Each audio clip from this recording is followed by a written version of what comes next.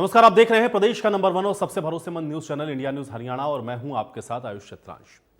किसान आंदोलन को लेकर के एक बार फिर से राजनीति शुरू हो गई है। जहां पंचकुला में कुछ किसान धरने पर बैठे हैं तो वहीं पंजाब में हजारों की संख्या में किसान अब आंदोलन की राह पर हैं।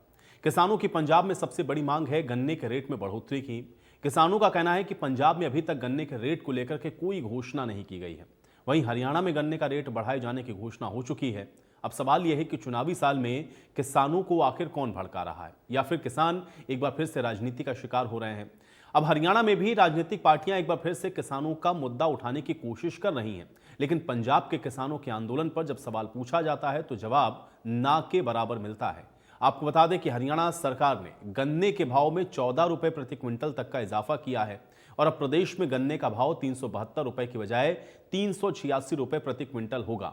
इतना ही नहीं, अगले साल यानी कि 2024-25 के लिए भी गन्ने के रेट में अभी से बढ़ोतरी का ऐलान है और अगले साल सरकार 400 रुपए प्रति क्विंटल के हिसाब से गन्ने की खरीद करेगी। अब बात पंजाब में अगर गन्ना रेट की करें तो यहां राज्य में मान सरकार ने किसानों के लिए गन्ना रेट 380 रुपए प्रति क्विंटल तय किया है।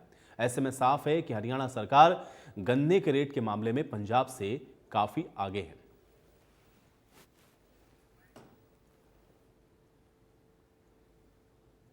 मेरा किसान अपनी फसल को एक स्थान से दूसरे स्थान के ऊपर बेच सके, आसानी से बेच सके, उसको लाभकारी मूल्य मिले। किसान रेल चलाने का पहली बार काम अगर किसी ने किया तो नरेंद्र मोदी जी ने किया है। किसानों के वेलफेयर के लिए अगर किसान की फसल का खराबा होता है तो उसका मुआवजा देने का प्रधानमंत्री फसल बीमा योजना के माध्यम से पहली बार नरेंद्र मोदी जी ने किया है। अगर हरियाणा के अंदर आप लोग इसको काउंट करें, क्योंकि आप जागरूक पत्रकार हैं, बताना चाहिए कि कांग्रेस की सरकार के अंदर जब किसान की फसल का खराबा होता था तो कांग्रेस ने कितना मुआवजा दिया, और मनोहर लाल जी की सरकार ने इन 9 वर्षों के अंदर अगर किसान की फसल का खराबा हुआ है तो कितना मुआवजा दिया। मैं अगर गलत नहीं हूं, मेरे ख्याल से 3 गुना 4 गुना ज्यादा कांग्रेस के 10 वर्षों से मुआवजा देने का काम ये मनोहर लाल जी की सरकार ने किया है। देखो, सरकारों को एक मैसेज दे रहे हैं हम, और ये 3 दिन का पड़ाव इसीलिए रखा है यहाँ पे कि लोग आंदोलन करना ना भूल जाए। हम बड़े उत्साह के साथ में लोग आ रहे हैं, लेकिन सच में एक चीज हो जा कि भाई वो ले आएगा ज्यादा, वो ले आएगा ज्यादा तो भीड़ कम हो जा। लेकिन फिर भी ठीक है, क्योंकि 2 साल हो गए बड़ा आंदोलन करे, और ये पूरे देश भर में जो संयुक्त मोर्चे ने जो कॉल दी, डॉक्टर साहब है, दर्शनपाल जी, अपने मान साहब है, हमारे सब जो लोग हैं, तो सब इकट्ठा होके आने वाले टाइम पे बड़ी कॉल दी जाएगी तो उस पर काम होगा। और पूरे देश में MSP का हो, बिजली का सवाल हो, फसलों के दाम का सवाल हो, इन पे काम हो रहा है। लोग चर्चा इनकी कर रहे हैं, गांव-गांव में चर्चा इसकी होती है अब, और संयुक्त मोर्चे का बड़ा महत्व है। हमारे 40 से भी ज्यादा बड़े लीडर हैं, वे जहाँ पे भी जाते हैं बहुत सम्मान की दृष्टि से लोग, जनता उनको देखती है। देखो, सरकारों को एक मैसेज दे रहे हैं हम।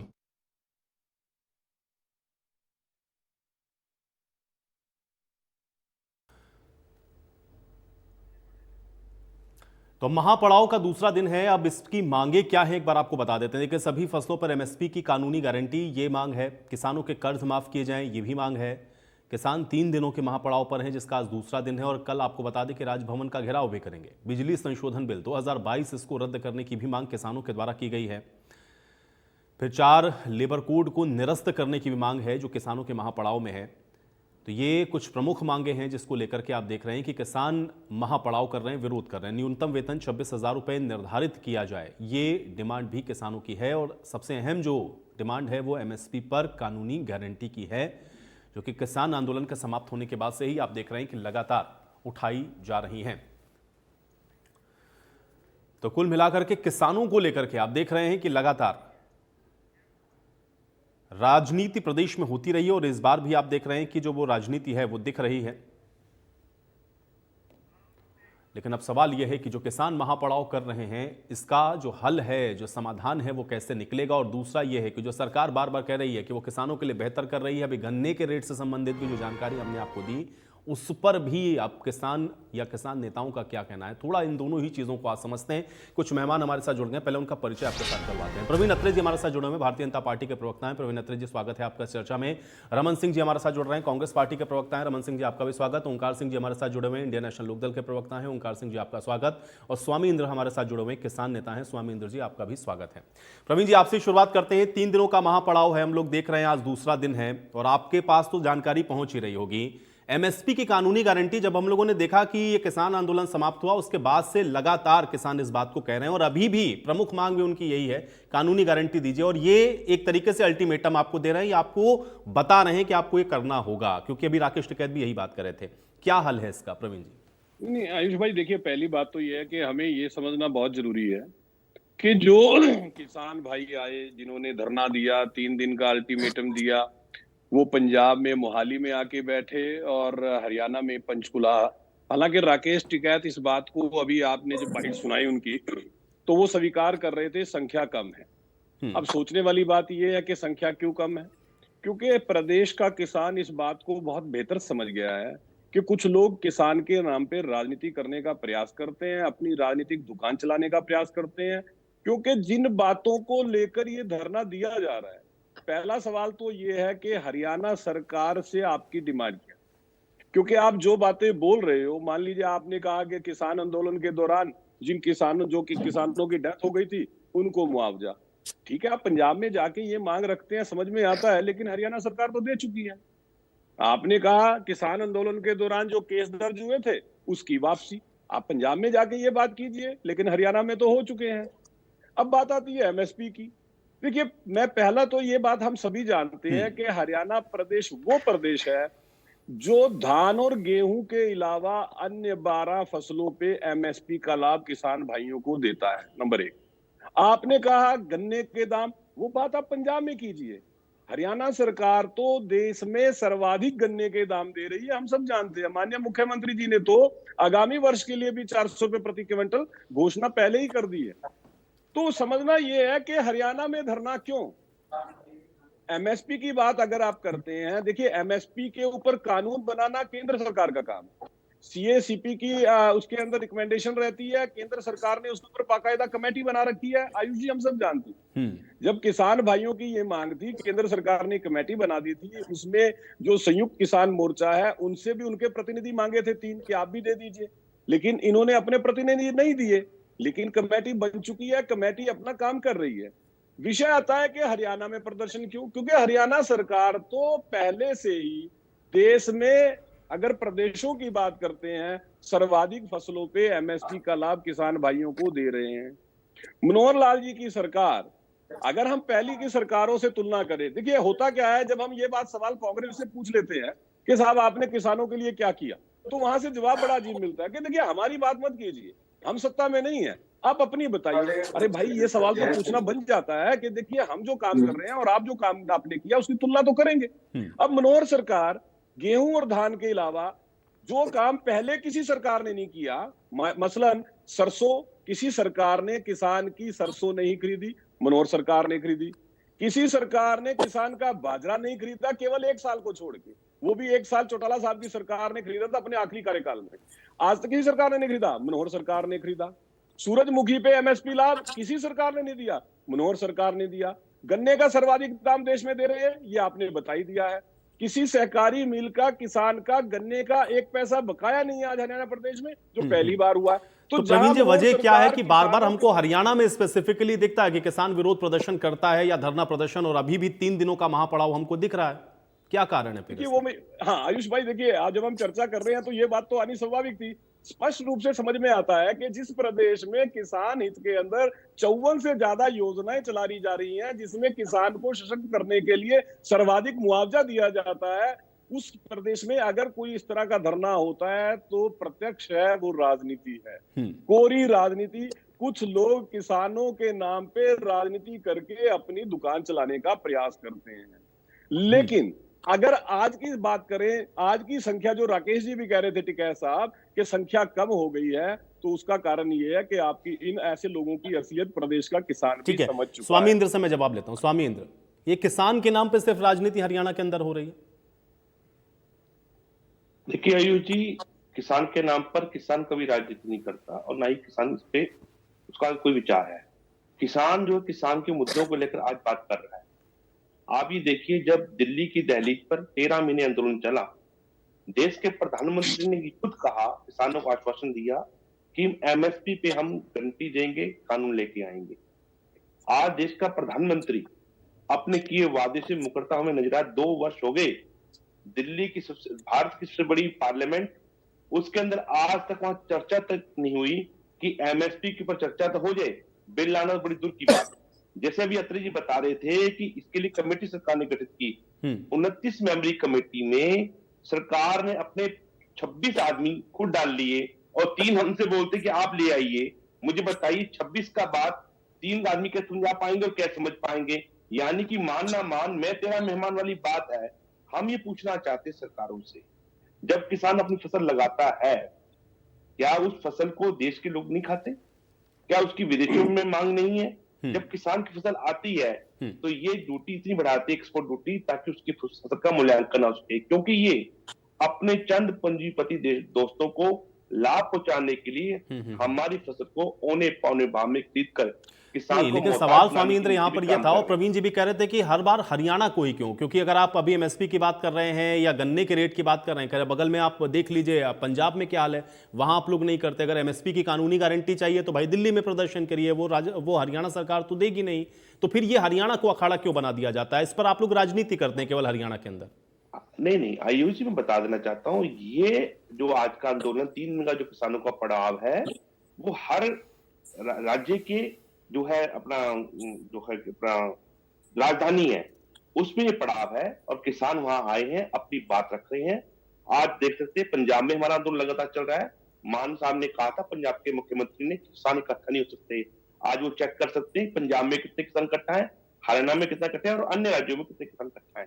किसान की एकता के ऊपर कोई सवाल नहीं उठा सकता कोई आदमी, और ना ही किसान के मुद्दे पर सरकार अपना श्वेत पत्र जारी कर दे। क्या एमएसपी के ऊपर जो प्रधानमंत्री ने वादा किया था, तो राकेश टिकैत को ये क्यों कहना पड़ा कि सरकार ने संख्या कुछ कम है आज किसानों की?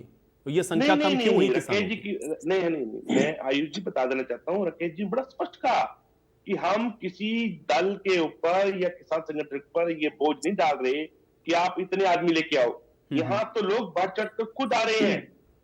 ये आप इस बात को देखिए, संयुक्त किसान मोर्चा की जो कॉल है, उसमें लोग खुद आ रहे हैं और आप उसका देख भी रहे हैं कि आज जो पंचकुला में आप पड़ाव देख रहे हैं, हजारों की तादाद में ट्रैक्टर आ चुके हैं। लगभग 7,000 से अधिक ट्रैक्टर जो है इस पंचकुला में खड़े हैं। तो आप लगा सकते हैं किसान कितना आया होगा। किसान अपनी शान और मान के साथ फसल और नस्ल की लड़ाई लड़ने के लिए अपने दम पर खुद हुंकार भर रहा है। इसमें किसी राजनीतिक दल की हमें कोई आवश्यकता नहीं है। और अत्रे जी को बता देना चाहता हूं कि आप भी खुद खेती करते हैं, आप किसानी से जुड़े हुए हैं, आपको तो हमारा साथ देना चाहिए। आप सरकार में होकर सरकार के विरुद्ध क्यों बात कर रहे हैं? आप किसान की बात कीजिए ना। ठीक है आयुष भाई, मैं कुछ कहना ठीक है, चाहता हूं। मैं आयुष भाई, आता कुछ हूं, कहना प्रवीण जी चाहता मैं हूं। आऊंगा अभी। बस एक रमन जी का लाइन एक खत्म कमेंट करूंगा, लेता हूं। आयुष रमन भाई, जी, फिर क्या बोल दूंगा ये जो बार बार हरियाणा के अंदर करता हूं। विरोध प्रदर्शन होता है, प्रवीण जी का ये कहना है या बीजेपी का ये कहना है कि ये जानबूझ करके राजनीतिक मंशा इसके पीछे है और जानबूझ करके ऐसा किया जा रहा है? रमन जी, देखिए, बात सीधी और स्पष्ट है। जब से ये डबल इंजन की सरकार केंद्र में और हरियाणा में चुनी गई है, ये किसान की आय दुगनी करने की तो बात करते थे। ये लोग बड़ी बड़ी बातें करते हैं। केंद्र सरकार एक बात कहती है कि हम हर इस देश के अंदर 85 करोड़ परिवारों को फ्री में अनाज देते हैं। तो फिर ये अनाज पैदा करने वाला किसान क्यों पीड़ित है? माननीय नरेंद्र मोदी जी का हर हिंदुस्तानी सम्मान करता है क्योंकि वो इस देश के प्रधानमंत्री हैं। लेकिन बड़े दुर्भाग्य की बात है कि 140 करोड़ की आवाम के सामने, मीडिया के सामने माननीय नरेंद्र मोदी जी ने देश को सफेद झूठ बोला। उन्होंने किसानों से कहा था आप अपने घर वापस लौटिए, मैं आपको एमएसपी की गारंटी देता हूं। ये तमाम चैनलों ने उस समय दिखाया था, ये सब जानते हैं, जग जाहिर है। उसके बाद जब किसान अपनी फसल बोने के बाद मंडियों में जाने की वजह जेलों में जाता है तो वो बड़ा पीड़ित का दौर होता है। दूसरी बात, आज कहते हैं कि हरियाणा में क्यों? हरियाणा, पंजाब और पश्चिमी यूपी एक किसान की धरती है।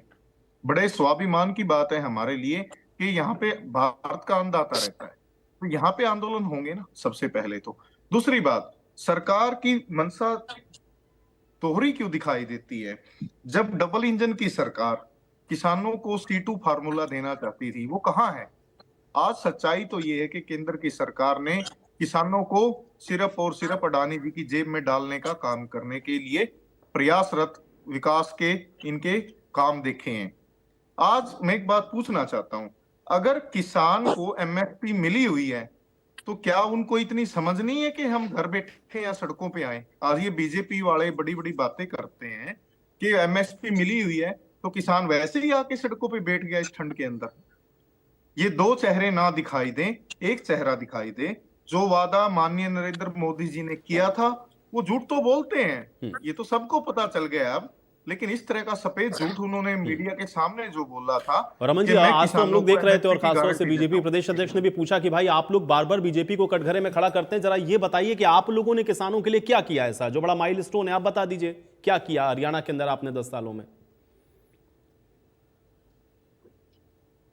आपने सवाल किससे किया है? जी जी रमन जी, आपसे ही सवाल है मेरा। क्या क्या कहा आपने? सॉरी, आपकी मैं आवाज ये कह रहा हूं कि आज बीजेपी प्रदेश अध्यक्ष भी ये बात पूछ रहे थे कांग्रेस से कि 10 साल में हरियाणा में आप लोगों ने किसानों के लिए क्या किया था। बीजेपी पर तो सवाल आप लोग उठाते हैं। देखिए, हमने किसानों का कर्ज माफ किया, ये जग जाहिर है, सबके सामने है, और जो कहा किसान के लिए वो करके दिखाया। माननीय भूपेंद्र सिंह हुड्डा जी जब इस प्रांत के मुख्यमंत्री थे, भारत में हरियाणा एक ऐसा स्टेट था जहां किसान का सबसे ज्यादा गन्ने का दाम दिया गया। किसान, मैं आपको बड़ी जिम्मेदारी से कहना चाहता हूं, ऑन द रिकॉर्ड है ये बातें, कि पश्चिमी यूपी से लोग हरियाणा के अंदर फसलें बेचने आते थे। हमने वो हरियाणा के अंदर मिसाल कायम की है। अगर कोई बात करता है विरोध, देखो मैं विरोध की राजनीति नहीं करता, मैं सत्य और स्वीकार्यता के साथ चलता हूँ। माननीय भूपेंद्र सिंह हुड्डा जी के नेतृत्व में किसान खुशहाल था, अपनी फसल बेच के घर जाता था। आज मुझे एक चीज बताओ, जब भी फसल तैयार होती है तो किसानों पे लाठियां क्यों बाजी जाती है? किसान सड़कों पे क्यों है? क्योंकि किसान को कहीं ना कहीं पीड़ित किया जाता है। अगर किसान की फसल सरकार सही समय पे MSP पे खरीद ले तो वो, उसका कोई दिमाग थोड़ी चला हुआ है कि वो सड़कों पे आके बैठ जाएगा। तो कितनी ये फसलें आप लोग परेशान खरीदते करते थे हैं MSP बाद पे? में। वही तो प्रवीण जी पूछ रहे थे ना कि हम लोग तो सर्वाधिक फसलें MSP पे खरीद रहे हैं, सर्वाधिक मैं आपको हमने एक चीज मुआवजा बड़े- किसानों को मैं- दिया है। आप- यही तो डाटा के साथ वो भी आपने- पूछ रहे थे ना आपसे कि आप बताइए आपने कितना दिया। मैं आपको वही तो बता रहा हूं ना। आप देखिए, हमारे समय में किसान पे ना कभी लाठी बाजी गई, ना किसान कभी जेलों में गया। किसान की फसल जो उस समय MSP पे खरीदी, हमने खरीदी। जब से ये सरकार आई है, 3 काले कानून मिले, किसानों ने 700 से ज्यादा ने अपनी शहादत दे दी। और क्या करना चाहती ठीक है है, बीजेपी चलिए। सरकार? देश का अब इसका प्रधानमंत्री जवाब प्रवीण जी मीडिया देंगे, के मैं सामने ओंकार जी का झूठ रुख करता बोल हूं। ओंकार जी, ये किसान के नाम पे क्या हरियाणा में जो विरोध प्रदर्शन होते हैं ये राजनीति है? प्रवीण जी का ये कहना है। आयुष जी, सबसे पहले तो आज श्री गुरु नानक देव जी का 554वां जन्म दिवस है। उसके लिए मैं आपको और पूरे प्रदेशवासियों को, अपने पैनल वालों को, सबको बधाई देता हूँ। उस महान शख्सियत ने जिसने समता का, समानता का और एकता का सूत्र दिया, आज हमें जरूरत है उनके सूत्र पर चलने की। लेकिन बहुत अफसोस की बात है, आज के दिन जो किसान इस दिन को खुशी से मनाना चाहते हैं वो आज चंडीगढ़ बैठे हैं, पंचकुला बैठे हैं। इससे बड़ी बात क्या हो सकती है? ये तो कहते हैं कि हरियाणा में ही आंदोलन क्यों। मैं बताता हूँ हरियाणा में आंदोलन क्यों। जब सारे देश में आंदोलन है तो हरियाणा में क्यों नहीं? देखिए, झूठ की सभी सीमाएं लांघ जाती हैं। ये कहते हैं, देखिए 13 महीने तक जब किसान आंदोलन चला, 750 से अधिक किसान शहीद हुए। अभी मेरे भाई कह रहे थे कि हमने सारे मुकदमे वापस ले लिए। दूसरा ये कह रहे थे हमने किसानों को मुआवजा भी दे दिया जिनकी मृत्यु हुई थी। जरा चैनल के सामने बताएंगे इन्होंने कितना मुआवजा दिया जिनकी मृत्यु हुई थी, जो हरियाणा के किसान थे। ये सरासर झूठ बोलते हैं। आज किसान मांग क्या रहे हैं? वो मांग तो यही रहे हैं ना कि MSP गारंटी कानून दे दीजिए, जो किसानों पे मुकदमे थे वो वापस ले लीजिए। सरासर झूठ बोलते हैं। अगर हरियाणा के सारे किसानों के मुकदमे वापस हैं, ये चैनल पे कहें, मैं मानने के लिए तैयार हूं। किसानों पे अभी भी मुकदमे दर्ज हैं। और दूसरा, लखीमपुर खीरी के जो किसान थे जिनकी हत्या की गई थी, उसके दोषी अभी तक क्या बना? उसका कुछ भी नहीं बना। बहुत अफसोस की बात है, बीजेपी ऐसी सरकार आई, जब से ये सत्ता में आए हैं किसान सड़कों पर बैठा है। आज देख लीजिए, 9 साल के करीब हो गए किसान लगातार सड़कों पर है। क्यों नहीं उनकी मांगे मान ली जाती? और मुख्यमंत्री जी 14 रुपए गन्ने का रेट बढ़ाकर कहते हैं हम देश में सबसे ज्यादा रेट कर रहे हैं। और अगले साल, जबकि अगले साल इनकी सरकार कोई नहीं आनी, अगले साल का ही रेट पहले से फिक्स कर रहे हैं। अरे भाई, इस साल जो देना है, इलेक्शन ईयर है, आपने 9 साल तो किसानों का पूरी तरह से खून चूसा। अब आके तो उनको राहत दीजिए। अगर किसान धरने पर बैठे हैं, संख्या कम है या संख्या ज्यादा है, राकेश टिकैत जी ने ये जरूर बोला कि संख्या पहले के मुकाबले में कम है, लेकिन उन्होंने ये नहीं कहा कि संख्या बहुत कम है। ये तो उनकी बात को पकड़ कर बैठ गए कि संख्या कम है, संख्या कोई कम नहीं है। किसान आज धरने पर बैठा हुआ है और सरकार को ये बात चेतनी चाहिए कि अगले साल चुनाव है। वैसे तो इनका सुपड़ा साफ है ही बीजेपी वालों का, लेकिन इनको अभी भी समझ नहीं आई। मेरे भाई कांग्रेस के प्रवक्ता कह रहे थे कि उनके शासनकाल में कभी किसान धरने पर नहीं बैठा। मैं अंबाला का रहने वाला हूँ। अंबाला की जमीन एक्वायर हो रही थी, उस वक्त हुड्डा साहब जबरदस्ती एक्वायर करना चाहते थे। तकरीबन 1 साल धरना अंबाले में चला था किसानों का। किसानों के लिए ना कांग्रेस अच्छी है ना बीजेपी अच्छी है। किसानों की अगर कोई भला करने वाली पार्टी है क्षेत्रीय दल इंडियन नेशनल लोक दल है। इसी दल के राज में किसानों के ट्रैक्टर को भी मुफ्त किया गया था, टैक्स रहित किया गया था, और इसी दल के राज में ही इनके जितने कर्ज पुराने थे वो माफ किए गए थे, बिजली के बिल माफ किए गए थे। ये जो घोषणाएं किसानों के लिए दी थी, आज बाढ़ आए हुए, जुलाई में बाढ़ आई थी, आयुष जी ये बता दें बाढ़ का किसको मुआवजा दिया, किस किसान को दिया? किसी एक किसान को बाढ़ का मुआवजा मिला? और तो सैकड़ों करोड़ रुपए बीमे के, इंश्योरेंस के कंपनियों ने ले लिए। उसका जो क्लेम है वो लेने के लिए सिरसा, फतेहाबाद, इन जिलों के किसान डीसी ऑफिस में धरना देके बैठे हैं। और ये इतना झूठ बोलते हैं, सरासर सफेद झूठ, कि सारे केस वापिस ले लिए, मुआवजा दे दिया। जरा बताने की कोशिश करें, जो हरियाणा के किसान 13 महीने आंदोलन के दौरान शहीद हुए थे, उनको इन्होंने कितने रुपए किसान के हिसाब से मुआवजा दिया? और क्या चलिए ओंकार जी मैं जवाब लेता हूं, आपने बहुत सारे सवाल पूछे, मैं जवाब ले लेता हूं। प्रवीण जी जवाब दें। देखिए आयुष भाई, पहले तो मैं आपसे निवेदन करूंगा थोड़ा समय ज्यादा दीजिएगा। 3 लोगों ने आरोप लगाए हैं, और एक बात और कहूंगा, क्योंकि अब मैं जब बोलूंगा तो कुछ लोगों को बहुत तकलीफ होने वाली है, कृपया डिस्टर्ब ना। एक साहब यहाँ पे बैठ के दावा कर रहे हैं कि साहब किसानों के हित तो जो है एनएलडी ने सुरक्षित किए, किसानों को तो लाभ एनएलडी ने पहुंचाया, किसानों के बिजली के बिल माफ किए थे एनएलडी ने। हैरानी तब होती है ये व्यक्ति जब ये बात कहता है, भूल जाता है कि किसान भाइयों के साथ जितना बड़ा धोखा किया गया उस वक्त एनएलडी के द्वारा, वायदा किया गया आपके बिजली के बिल माफ करेंगे, हमें वोट दीजिए, किसानों ने वोट दे दिया, और जब वो सत्ता सरकार बनने के बाद बोल रहे कि बिल माफ कीजिए, बजाय बिल माफ करने के 9 किसानों को गोली से उड़ा दिया। ये है किसान हितैषी। अब देखिए ये कहते हैं कि साहब झूठ बोल रहे हैं बीजेपी के प्रवक्ता, हमने मुआवजा दे दिया, हमने केस वापिस कर लिए। अब देखो सर्टिफिकेट कौन बांट रहा है सच्चाई का? खिलाफी करके गोली से किसान उड़ा दी, और मैं दावे से कह रहा हूं 5 लाख रुपए प्रति किसान मुआवजा हरियाणा सरकार ने दिया, पहली बात। दूसरी बात, हरियाणा के जो रिपोर्ट थी 46 किसान थे जो आंदोलन के दौरान जिनकी मृत्यु हुई थी। तीसरी बात, किसान केस माफी करके झूठ बोल रहे हैं। अरे साहब, हीनियस क्राइम को छोड़ के, क्योंकि हीनियस क्राइम जब होता है तो वो कानूनी प्रक्रिया होती है, कोर्ट के इख्तियार होते हैं, और मुख्यमंत्री जी ने दिसंबर 2021 में विधानसभा में ये बात स्पष्ट रूप से कह के घोषणा कर दी थी कि हीनियस क्राइम्स को छोड़ के बाकी सभी केस जो है सरकार वापस लेगी। इनको तो ये भी नहीं पता होगा टोटल केस कितने थे, जबकि ये इनके विधायक जो है विधानसभा में होते हैं, इनको तो ये भी नहीं पता होगा कि संख्या कितनी थी, लेकिन टीवी पे आके झूठ बोल के चिल्लाने का प्रयास करते हैं। क्यों?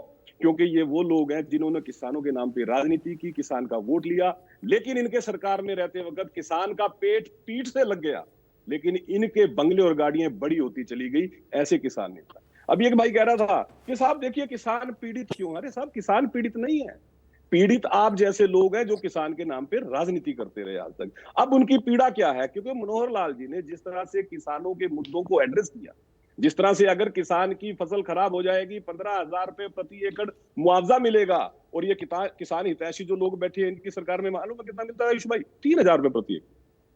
यहाँ इस सरकार ने 11,000 करोड़ रुपया मुआवजा आपदा प्रबंधन में किसान भाइयों को दिया, किसान को परेशान नहीं होने दिया। प्रधानमंत्री फसल बीमा में 7600 करोड़ रुपया दिया गया है, किसान को परेशान नहीं होने दिया। किसान की फसल, आपने एक सवाल पूछा था कि आप बता दीजिए आपने कौन सी फसल खरीदी एमएसपी पे, किसी के मुंह पे दही जमी रही, जवाब नहीं आया। कि जवाब तो तब आता जब धान और गेहूं के अलावा कोई खरीदी होती। अरे साहब, आप राजनीति करते रहे, किसान अपनी सरसों के लिए मांग करता रहा कि सरकार हमारी सरसों एमएसपी पे खरीदे, क्यों नहीं खरीदी आप? मनोहर जी ने खरीद के दिखाई। बाजरा मनोहर जी ने खरीदा, एमएसपी का लाभ दिया बाजरे पे। सूरजमुखी मनोहर जी ने खरीदा, एमएसपी का लाभ दिया, करके दिखाया। और यहाँ तो मनोहर जी ने जो बागवानी के किसान है, सब्जी के किसान है, उनको भावांतर भरपाई योजना का लाभ दिया कि किसान को किसी तरह का नुकसान ना हो, किसान की खेती को जोखिम फ्री किया। अरे साहब, आप तो बिजली तक नहीं दे सके थे किसानों को। मनोहर जी ने किसानों को बिजली देके डीजल पे उनकी निर्भरता को कम किया। आज डीजल इंजन से पानी नहीं देता किसान, बिजली मिलती है पर्याप्त। और सबसे बड़ी बात जो अभी स्वामींद्र कह रहे थे, मैं तो हैरान हूं। स्वामींद्र कह रहे थे देखिए किसान राजनीति नहीं करता, हम भी कहते हैं किसान राजनीति नहीं करता। मैंने तो बस पहले ये बात कही, राजनीति करते हैं आप जैसे तथाकथित किसान नेता, क्योंकि आपकी दुकान है, वो आपका व्यापार है। अब सबसे बड़ी बात कहते हैं जी, सरकार ने जो एमएसपी के ऊपर कमेटी बनाई, 29 मेंबरी कमेटी में 26 मेंबर सरकार ने अपने रख लिए, हमसे केवल 3 मांगे। कितना बड़ा झूठ है। एसकेएम से 3 मांगे। आपके अलावा भी सारे देश के अंदर 500 किसान संगठन है, आपकी अगर जानकारी सही हो तो। श्वेतकारी किसान संगठन देश का सबसे बड़ा संगठन है। बाकी किसान संगठनों से प्रतिनिधि लिए गए, कृषि विज्ञानी लिए गए, अधिकारी बीच में डाले गए, केवल संयुक्त किसान मोर्चा से 3 मेंबर मांगे गए। इस बात को मुझे लगता है स्वामींद्र जितना बेहतर समझ लेंगे उतना अच्छा है, बजाय किस तरह का नहीं फैला दें। अत्रे जी एक बता अरे रुकिए भाई, अब रुकिए, बीच में मत बोलिए। आप एसकेएम से 3 मांगे गए थे, अरे एसकेएम ने मना कर दिया था। आपको पता है श्वेतकारी संगठन कौन सा संगठन है स्वामींद्र? जानते हो आप? आपको पता है कौन सा संगठन है श्वेतकारी? क्या आपके हरियाणा किसान संगठन के प्रतिनिधि उस कमेटी में है या नहीं है? आप बताइए। क्या हरियाणा मैं मना नहीं कर रहा, मैं मना नहीं कर रहा, आप है या नहीं, ये बताइए। हरियाणा से भी उस कमेटी के अंदर। ठीक है स्वामींद्र, मैं आऊंगा आपके पास, आऊंगा, आप आराम से जवाब दीजिएगा। एक बार बात कंप्लीट हो जाने दीजिए, क्योंकि 2 लोगों के और प्रश्न हैं, जरा उसके जवाब आ जाए, फिर मैं आप लोग के पास आता हूं। थोड़ा सा सुन लें। हाँ स्वामींद्र, थोड़ा सा सुन लें पहले। एक और चीज बता देता हूं, अब इसके साथ अरे आता हूं स्वामींद्र, अपने समय में बोलिएगा, आप आराम से जवाब दीजिएगा। प्रवीण जी की बात का आराम से जवाब दीजिएगा, थोड़ा सा धैर्य रख लें। कांग्रेसी प्रवक्ता कहते रहे साहब हमने किसानों का कर्ज माफ कर दिया था। पूरे देश में 60,000 करोड़ रुपया था केवल जो जिसकी माफी के ये दावे करते हैं, जबकि प्रधानमंत्री जी ने किसान सम्मान निधि में भी इनसे 12 गुना ज्यादा पैसा किसान भाइयों के खाते में डाल दिया। ये यहाँ पे बैठ के जो बड़े बड़े बातें कर रहे हैं, इनसे एक सवाल पूछिएगा। 10 साल भूपेंद्र सिंह हुड्डा प्रदेश के मुख्यमंत्री रहे हैं, क्या वजह थी कि आपने किसान का बाजरा एक दाना नहीं खरीदा कभी? क्या वजह थी कि आपके समय में धान की खरीद कम हो गई थी? क्या वजह थी कि आपके समय के अंदर गेहूं की खरीद? लेकिन रमन सिंह जी तो कह रहे थे कि फिर किसान अभी तो विरोध प्रदर्शन तो नहीं कर रहा था ना। प्रदर्शन तो प्रवीण जी आपके समय में करने लगा के किसान। प्रवीण अत्रे जी कैसे है मैं बता देता हूँ। इनके समय पे इनसे पूछिए रामायण टोल के ऊपर किसान क्यों बैठे थे, स्वामींद्र बता देंगे कि हुड्डा साहब के टाइम पे क्या। हाँ, कुछ किसान संगठन नहीं करते थे, इस बात से मैं सहमत हूँ। जो किसान संगठन कांग्रेस के पेरोल पे थे वो नहीं करते थे, लेकिन जो लोग थे दूसरे लोग वो तो करते थे, मांगे भी रखते थे। अब कुछ लोग होते हैं जो अब कांग्रेस के पेरोल पे, मैं आपकी पिछली चर्चा में बता चुका हूं, जिन लोगों ने किसान आंदोलन के दौरान कांग्रेस के नेताओं से बाकायदा मीटिंग की थी कॉन्स्टिट्यूशन क्लब के अंदर, बाकायदा उनके टेंट में कांग्रेस नेता गए थे, वो पेरोल पे हैं कांग्रेस के। तो उनका तो प्रयास, आपको याद होगा जब 2019 के चुनाव आए तो यही राकेश टिकैत थे, इनका बयान तो मेरे ख्याल सारे देश ने सुना होगा। इन्होंने बड़ा स्पष्ट कहा था कि साहब हमने, हमारा काम था, हमने माहौल बना दिया है, अब तो जो है कांग्रेस देखे। क्या पूरे देश के अंदर प्रचार करने नहीं गए थे? क्या इन्होंने भारतीय जनता पार्टी के विरुद्ध प्रचार नहीं किया था? क्या यूपी में प्रचार नहीं किया था इन्होंने? तो क्या उससे देश की जनता नहीं देख रही थी? सब कुछ देश की जनता देख रही थी, क्योंकि कुछ लोग हमारे एसकेएम के साथी इसलिए और किसी को भी समय दीजिए। एक प्रवीण अत्रे जी के लिए चल रहा है। कृषि मंत्री, चलिए ठीक है। अब स्वामींद्र, लेकिन आप जैसे लोग, आपसे देखिए प्रवीण जी कह रहे हैं कि आप लोग किसान के नाम पे सिर्फ राजनीति करते हैं, किसान नहीं राजनीति कर रहा। ठीक है, अब मैं जवाब देता हूं प्रवीण जी। प्रदेश में 17 लाख किसान परिवार है आयुष भाई, ठीक है, लगभग 75 लाख लोग पंचकुला में। ठीक है। अब स्वामींद्र जहां 75 लाख तो 700 ही क्यों है? ठीक है, मेरा कहना केवल ये है कि किसानों के नाम पे राजनीति करना बंद कीजिए। ठीक है स्वामींद्र, अभी जवाब देंगे। अब स्वामींद्र ठीक है, प्रवीण जी आपकी बात आ गई। अभी स्वामींद्र थोड़ा नजदीक लिखिए। आप मुझे बताइए, जब किसान आंदोलन कर रहे थे, जब किसानों की एसकेएम की वार्ता भारतीय कृषि मंत्री नरेंद्र सिंह तोमर से चल रही थी, उन्होंने खुद कहा था कि मैं एनजीटी के कानून में जिसमें 10 साल ट्रैक्टर ट्राली की लाइफ होगी उसको मैं वापस लेता हूं। उन्होंने खुद कहा था कि बिना किसानों की सहमति के ये बिजली बिल जो संशोधन है इसको 2022 को मैं लागू नहीं करूंगा। क्या सरकार ने इसको लागू किया? नहीं किया। किसानों की सहमति ली? नहीं ली। आप वादा करते हैं, लोग लुमानी बातें करते हैं। अत्रे जी आप काम करते नहीं है। चलिए आप एक बात बताइए, जो बिजली बिल 2022 है उसमें ऐतराज की चीज क्या है ये बता दीजिए स्वामी, उसमें क्या ऐतराज वाली बात बताइए? मैं आपसे जानना चाहूंगा, अगर आपको कोई जानकारी है तो सुन लीजिए। बताइए। जो किसान डेयरी फार्मिंग करता है, 2 पशु से अधिक पशु होंगे इसके पास, उसको आप कमर्शियल का बिल लगाएंगे। जो किसान अरे आपको फिर जानकारी नहीं है भाई, आप जैसे लोग सुन आगे लीजिए। टीवी चैनल पे इसी तरह का झूठ बोलते अरे हैं। बता दीजिए, जो किसान टुल्लू, सुन लीजिए, जो किसान पोली हाउस लगाता है, आप मुझे बताइए ईमानदार से, पोली हाउस को आपने फार्मिंग में रखा है कि कमर्शियल में रखा है? आपकी जानकारी नहीं लीजिए, नहीं, उसके बाद उस पर बात पोली कीजिएगा। फार्मिंग को अरे अखिलेश वो जी, ऐसा प्रोविजन किया गया था जिसमें बाकायदा आप कर्ता बताइए, एक पोली कम फार्मिंग हो जाए को उपभोक्ता की, आपने उपभोक्ता के सामने एक से ज्यादा ऑप्शन हो, इस तरह के प्रोविजन आप एक बार पढ़ के आपको अगर समझ में आए। ठीक है स्वामी इंद्र, आप जो बता रहे हैं वो वैसा नहीं है। रवींद्र जी का एतराज ये है कि आपने उसको सही से पढ़ा नहीं।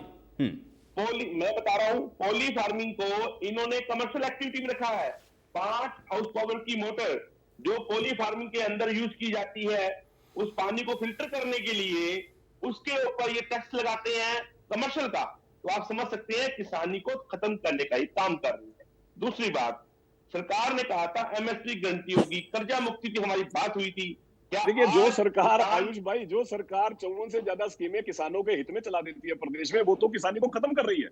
लेकिन जिन लोगों ने कभी किसान के हित में कदम नहीं उठाया, वो फायदा कर रहे हैं। कैसा मजाक कर रहे हो स्वामी इंदर? मुझे एक बात बताइए, चलिए स्वामी इंदर आप एक बात बताइए। नहीं ठीक है, लेकिन प्रवीण जी भाई, आप देखिए केंद्र में आपकी, प्रदेश में आपकी सरकार है, तो सवाल तो आपसे हो जाएगा ना, फिर उम्मीद तो आपसे ही करेंगे सवाल स्वामी बिल्कुल जी। पूछे, लेकिन कोई ठीक है। तार्किक सवाल तो पूछे भाई। स्वामी जी, हाँ स्वामी इंद्र। आप सत्ता में है, आपका जवाब नहीं बनती है, आप कांग्रेस पे ना टिकड़ा फोड़े ना आप। नहीं, हम तो अरे भाई हम तुलना तो करेंगे ना स्वामी इंदर। जब हम कांग्रेस से तुलना करते हैं आपको तकलीफ क्यों होती है? मेरे को तो ये समझ में नहीं आता। ठीक है प्रवीण जी, एक बार बात आ जाए, स्वामी इंद्र की बात आ जाए। हाँ स्वामी इंद्र। देश के कृषि मंत्री पूरे देश को मीडिया का संबोधित करते हैं कि हमने किसानों की 4 में से 2 मांगे मान ली। एक तो एनजीटी का कानून, और दूसरा हमने बिजली संशोधन बिल जो है 2022, उसमें किसानों से हमने सहमति कर ली है कि हम बिना किसानों की राय मशवरे के बिना हम ये कानून लागू नहीं करेंगे। क्या वादा खिलाफी नहीं?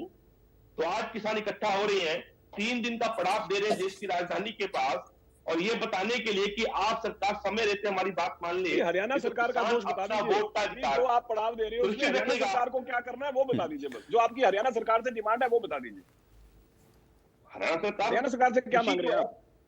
कृषि का जो कृषि जो है जी, आप जी इधर उधर ना भटके, कृषि जो आप ये है बताइए हरियाणा सरकार से क्या मांग कर रहे हैं आप? मैं ये जानना चाहता हूँ। बस ये बताइए हरियाणा सरकार से क्या मांग कर रहे हैं आप?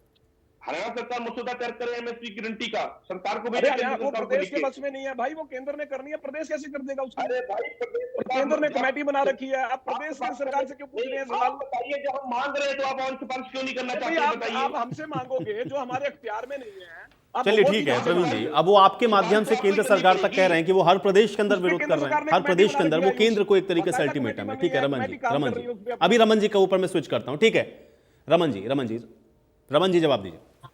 देखिए, बीजेपी के प्रवक्ता साथियों की बड़ी इस बात में कदर करनी पड़ेगी कि झूठ को बड़ी साफ-सी थाली में सजाते हैं। बार बार एक दूसरे पर, प्रवीण अत्रे जी मान लेते हैं, पुराने प्रवक्ता है, हमारे साथी भी है, बड़े भाई भी हैं, लेकिन एक पार्टी का पक्ष रखते रखते वो ये भूल जाते हैं कि मैं कितना सही हूं और कितना गलत हूं, ये दुनिया भी देख रही है। अगर कृषि कानून बिल जो केंद्र सरकार लेके आई थी, अगर वो इतना ही सही था तो वापिस क्यों लिया?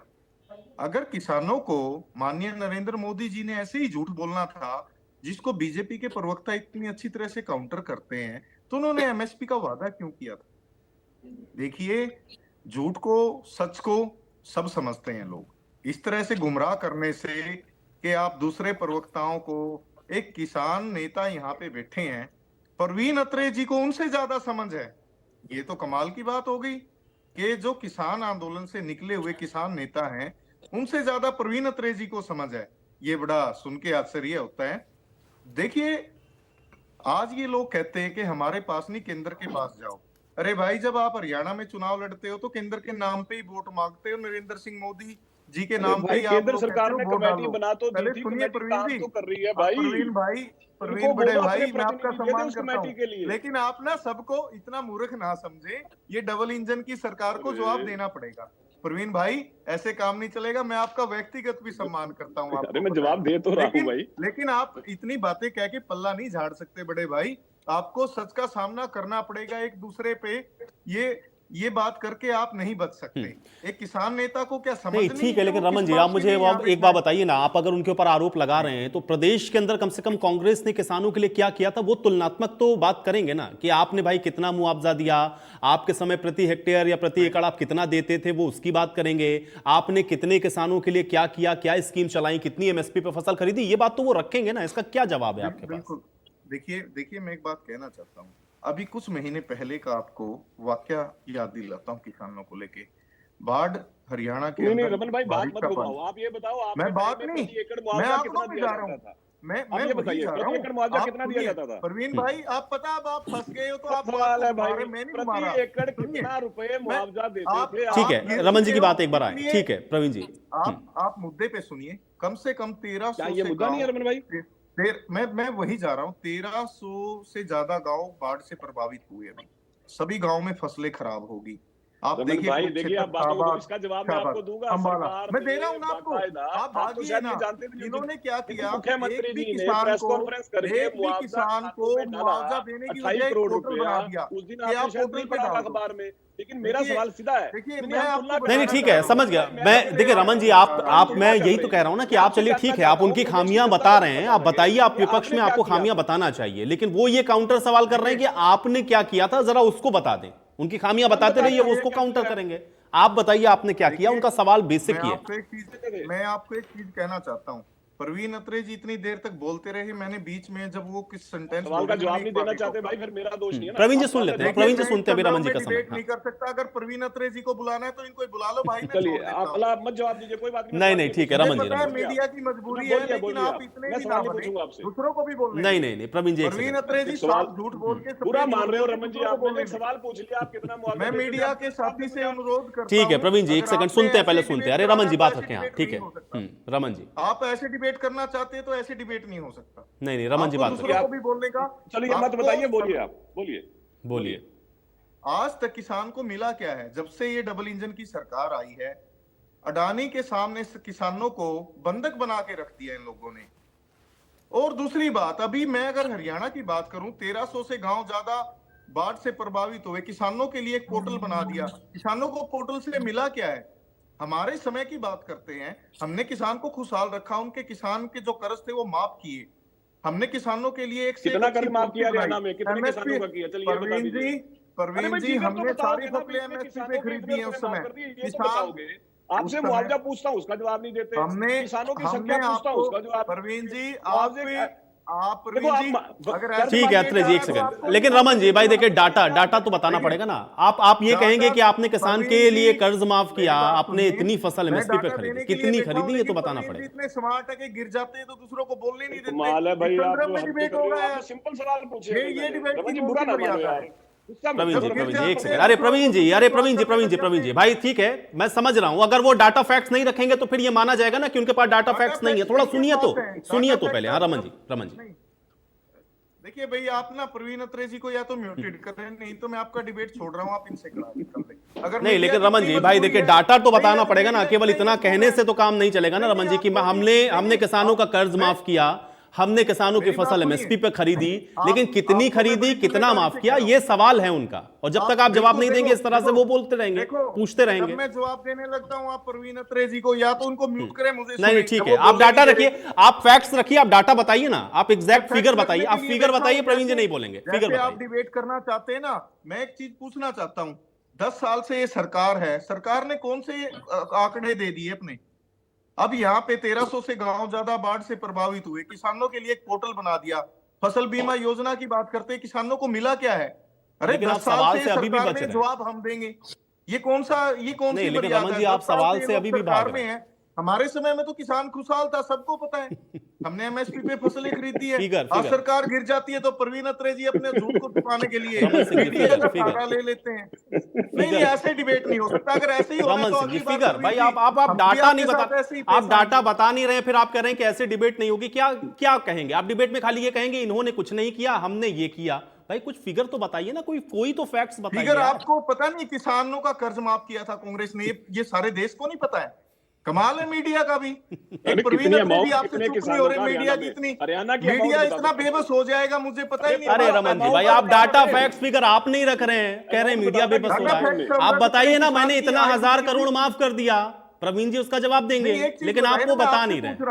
आप बता आपकी नहीं इतनी रहे। मजबूरी है कि आप गोदी मीडिया बने बैठे हो, आपसे कमाल होगी। चलिए ठीक आप है, एक बीजेपी से ये इतने ये ज्यादा ये डरे हुए हताशा और हैं। निराशा मैं समझ सकता हूं रमन जी। जब अपने नहीं, पास मेरी डाटा कोई और आशा फैक्ट्स फिगर निराशा ना नहीं है, हो तो तो आप दूसरे लोगों के ऊपर का। आप ये कहिए आगे कि आप क्या? गोदी मीडिया हैं, आप मोदी मीडिया हैं, ये आरोप मैं तो बहुत आपको पुराने हो बता गए। रहा ठीक हूं, है, आप बीजेपी आप के साथ फिगर्स, ऐसे आपके पास ट्रेड कर फिगर्स रहे हो, नहीं है आप रमन तो जी। रमन जी, वो प्रदेश की जनता देख रही है कि आपके पास ना तो फैक्ट्स है ना फिगर है, आपके नहीं, पास लो, कोई नहीं है तो फैक्ट्स फिर नहीं, मैं कोई चला फिगर जाता नहीं हूँ है, जिससे- आप केवल बात कर रहे हैं। आप केवल जिससे- ये बता रहे हैं कि हमने ये किया, ये किया, ये किया, कोई डाटा नहीं है आपके पास। ओंकार जी, जी ओंकार जी, जी, आयुष जी, आपके ऊपर भी पूछिए। आरोप लगा रहे थे प्रवीण जी कि आप लोग क्या किसान हितैषी हो रहे हैं, आपने भी क्या किया, आपके बारे में बता रहे थे प्रवीण जी। आयुष जी, ये तो झूठ के पुलंदे हैं। जुमले और जुमेलों की सरकार है इनकी, और झूठ बोलना इनका प्रोफेशन बन चुका है। मैं सरेआम बोल रहा हूँ। देखिए, आज किसान के ऊपर उन्होंने पोर्टल से पोर्टल ला दिए, और एक पोर्टल पे अपनी फसल अपलोड करने के लिए गरीब किसान को 200 रुपए से 500 रुपए का देना पड़ता है। और अभी मेरे भाई कह रहे थे कि यहाँ पे भावांतर भरपाई योजना, मैंने आरटीए में मांगा इनसे, भावांतर भरपाई योजना में पहले साल में कितने पैसे दिए? आयुष जी, 20 लाख रुपए टोटल दिए पूरे प्रदेश में।